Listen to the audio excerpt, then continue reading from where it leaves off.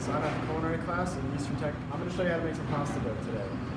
So I have roughly a cup and a half of all-purpose flour. So all I'm going to do with this is I'm going to make a bowl out of it so I can put my eggs inside. That'll make it easier for me to be able to make it in the long run. I'm going to do about 3 eggs with this one. So all I'm using is my hands. I'm going to make a bowl. Take my eggs. And once these are done, all I'm going to do is I'm going to take a fork and I'm going to beat them up. And as they get beat up, I'm just going to add flour periodically to help it bind together. Alrighty, now all you're going to do is you're going to take your hands and you're just going to get in there. Kind of get the flour all over it. Eventually it's all going to come together into one mass. And then you're going to knead it for about 6 to 8 minutes.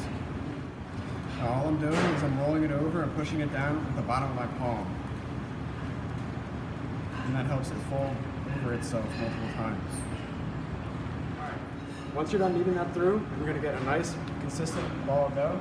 And I have a dough sheeter over here, and if you don't have a dough sheeter, you can always use a rolling pin. You just got to make sure you flour it deliberately so that way it doesn't stick to it.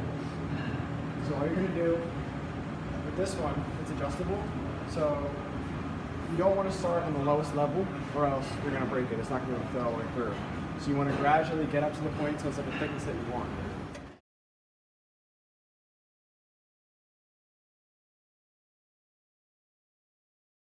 Now that we have a thin amount of pasta rolled out, today I'm going to be making bow tie pasta and also ravioli. So what I'm going to do is I'm going to cut it in half. I'm going to use one for a different.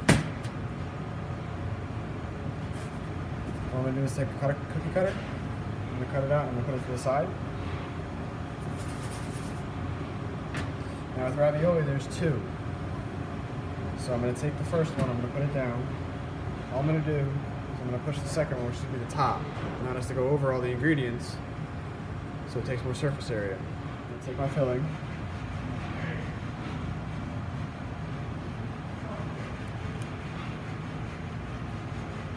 Now with a filling in ravioli, you want to make sure there isn't a lot of moisture, or else it could rupture when it's in the water because of the steam. Now all I'm using is my thumbs and my fingers around the edges. And all I'm going to do is just crimp it. You're going to try your best to get the most air out of it as possible.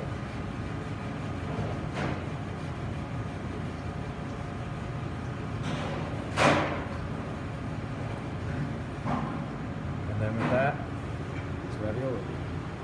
And then with bow tie pasta, it's usually a perfect rectangle. So I'm going to create better edges.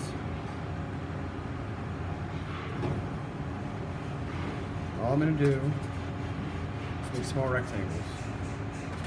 And then what you want to do is, you want to take it, make it concave just a little bit, and you're going to flip it over, and you're going to just use your middle finger and your thumb. You're going to take your index finger, and you're going to put a little crease right in between. And then you're just going to push the 2 together.